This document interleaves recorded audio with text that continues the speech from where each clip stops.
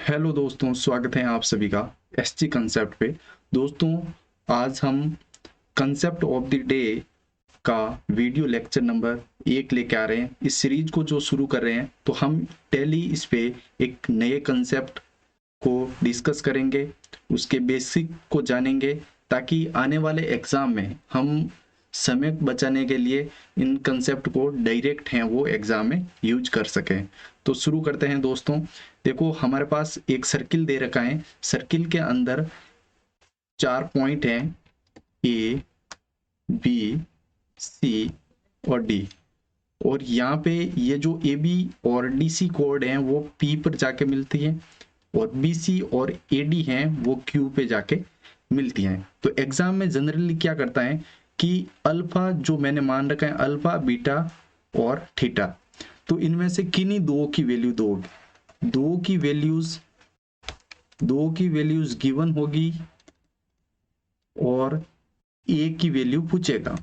ठीक है, अगर अल्फा और बीटा की वैल्यू दे रखी है तो थीटा की पूछ लेगा, अल्फा अगर थीटा की दे रखी है तो बीटा की पूछ लेगा, और अगर थीटा और बीटा की दे रखी है तो अल्फा की वैल्यू पूछ लेगा। तो इसके पीछे के लॉजिक को जानते हैं दोस्तों। चलो शुरू करते हैं। तो हम क्या करते हैं दोस्तों कि सबसे पहले ये अगर एक ट्राइंगल ले रहे हैं, ट्राइंगल कौन सा, ए पी और डी। एपीडी में अगर ये एंगल थीटा है, ये अल्फा है, तो क्या ये 180 माइनस थीटा माइनस अल्फा होगा। ठीक है, और ये देखो ए बी सी डी, ठीक है, एक क्वाड्रिलेटरल सर्किल बन रहा है, चक्रीय चतुर्भुज बन रहा है। और चक्रीय चतुर्भुज में क्या होता है कि ये एंगल डी और एंगल बी के जो एंगल हैं उनका योग 180 होगा, तो एंगल बी को थीटा प्लस अल्फा होना पड़ेगा, तभी तो ये बी और एंगल डी मिलके 180 बना देगा। अब देखो हम क्या कहते हैं कि अब देखो ट्राइंगल, अब ट्राइंगल ए बी और क्यू की बात करते हैं। ए बी क्यू में देखो दोस्तों, एक तो थीटा है ए प्लस एक एंगल है वो थीटा प्लस अल्फा है, और एक एंगल बीटा है, और इन सब का योग क्या होगा, 180 होगा। 180 होगा तो मैं कह सकता हूं कि 2 theta plus alpha plus beta बराबर 180 होगा। अब अगर मेरे को थीटा और अल्फा की वैल्यू दे दे, किसकी, थीटा और अल्फा की वैल्यू दे दे और बीटा की वैल्यू पूछे, तो मैं कहूंगा 180 माइनस 2 थीटा प्लस अल्फा होगा। अब देखो ये तो हो गई बीटा की वैल्यू।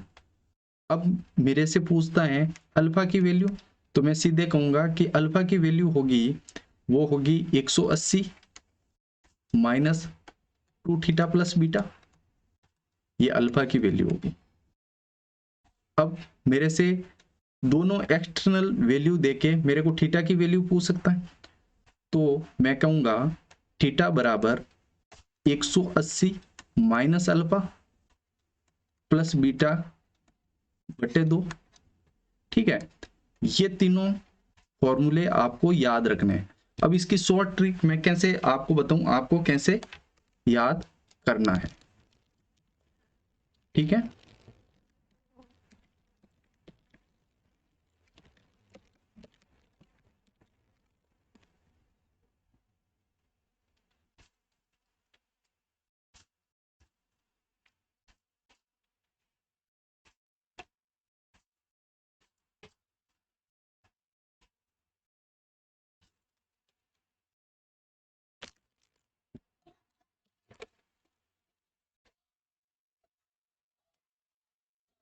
चलो